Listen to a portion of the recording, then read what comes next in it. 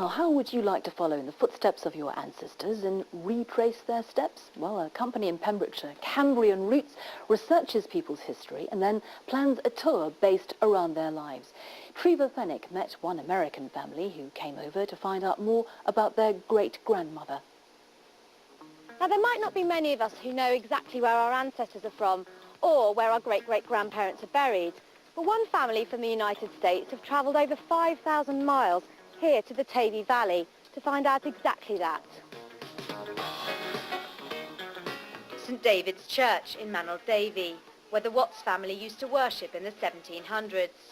3 centuries later, 73-year-old Cleon Cap from America and her 6 children are going back to their roots.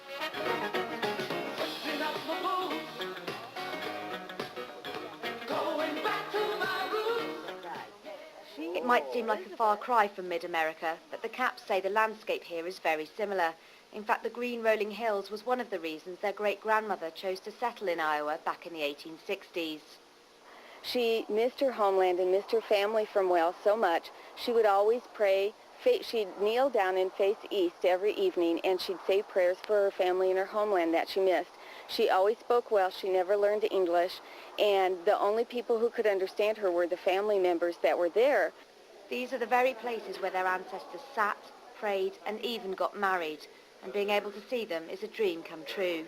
We're just blown away from the fact that we get to come here to this part of Wales and see the old churches, the old medieval churches, and then to find the gravestone where our great-great-grandmother actually was buried here, and our great-great-grandfather who married here, and then we've got this generation to generation, so it's really been fun.